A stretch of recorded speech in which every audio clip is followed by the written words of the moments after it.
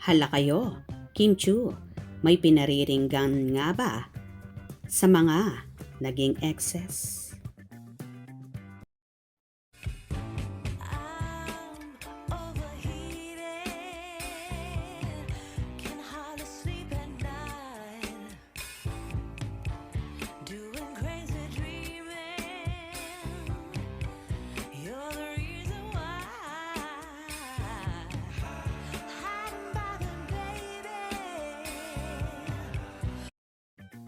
Trending ngayon sa online world ang mga parinig ng multimedia idol at TV host actress na si Kim Chu.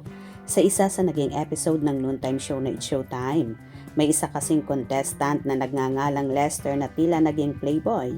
Kaya naman, biglang nag-init si Kimi at ganito nga ang kanyang naging hanash. Sundot ng dalaga, pero teka, sandali. Kung meron kang niligawan at pinaghirapan, bakit may kasama kang iba sa perya? Kung saan sambit naman ni Vong Navarro kay Kim, teka lang, bakit ba nagagalit ka? Na tila pinatitigil ang actress. Sambit ulit ni Kim, kasi niligaw-ligawan nyo yung babae tapos mambababae kayo.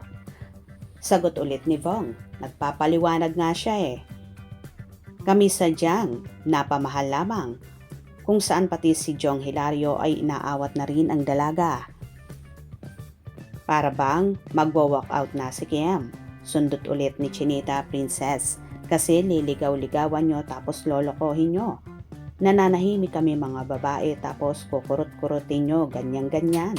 Tapos pag kami nahulog sa inyo, maghahanap kayo ng iba. Sundot ulit ni Vong, sino ba yung pinariringgan mo? Ba't parang nagagalit ka? Kung saan biglang lumapit ulit si Kim at Vong sa contestant at nagsabi naman ang dalaga kay Lester. Ang pangalan ng contestant na joke lang, sabay hirit ni Jong kay Kim. Easy lang. Sandali, kung meron kang niligawan at pinaghirapan, bakit may kasama kang iba sa perya? Ala, ba't nagagalit ka naman? Kasi Kim, niligaw-ligawan niyo yung babae tapos mambababae pa Kim, kayo? papaliwanag nga siya eh. Kim, Kami ay sadyang napamahal lamang. Diba? Kasi Kasi to, Kimi. niligaw-ligawan niyo tapos lolokohin mo. Encho! Nananahimik kaming mga babae tapos kukurot-kurutin yung ganyan-ganyan tapos... Sandali. Samantala, may samot-saring reaksyon at kuda ang mga netizen. Kim, Pikachu, ha ha ha ha. Damang-damang Kim. Tama si Jong Kim. Matagal na yon. Ha ha ha ha. May Paulo ka na. Tama yan. Diyan si Kimi sa segment Kwela. Grabe. Hugot ni Kimi. Banat Kim. Kim, tama na.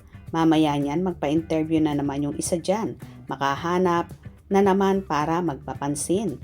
Pang-Oscar Award, Kim? Tama. Nagpaparinig eh. Huwag tayong maging masamang tao dahil sa masasamang pinapakita sa atin ng ibang tao. Habang nag-i-interview dito, nainip ako. Lucy, your contestant. Alive si Kimi. Kaya nga maganda pag dyan si Kimi. Real talk. Tama si Kim. Pinaghirapan nyo ang babae tapos nang sinagot kayo, hahanap kayo ng iba. Ano yan? Trip-trip lang? Ayan tuloy Kim. Na-back to you ka. Ha ha ha ha. Kimi, my God. Imori lang. Si Kimi. Tinamaan kasi. Ha ha ha ha. Kalma. Kalmahan mo Kim Chu. Na-back to you ka Kimi. Gigil din ako Kimi. Hayayay. Tama yang Kimi. Love you. Tagal na ni Kim. Mag 4 years na ata yung ex mo.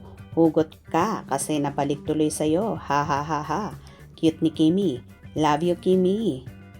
Parang gusto mo nang batukan ang contestant. Yung may pinagdadaanan ka na Kimi. Bakit ang babae kung kani-kanino nakikipag-date naman eh. So masama din sila kung may dalawa silang manliligaw ang nakikipag-date siya. Ibig mo bang sabihin pag nililigawan ka ng isang lalaki, doon lang dapat ang focus ng babae? Paano kung di naman niya gusto yung manliligaw niya? Hindi porket nagpaligaw ang babae, ibig sabihin gusto ka. In my case, respeto iyon sa nanliligaw. Hindi gusto, hindi porket bili. Gawan ka, gugustuhin mo na. May karapatang mamili rin ang babae. Tama po yan Miss Kim, ipaglaban mo ang mga babae na niloloko. Panloloko is always there kasi walang contentment ang isang tao. O di ba? Kaloka nga ang mga fanay at tila sinasabing na back to you si Kimi dahil matindi nga ang naging hugot. May pinariringgan nga ba si Chinita Princess sa naging hugot na yon?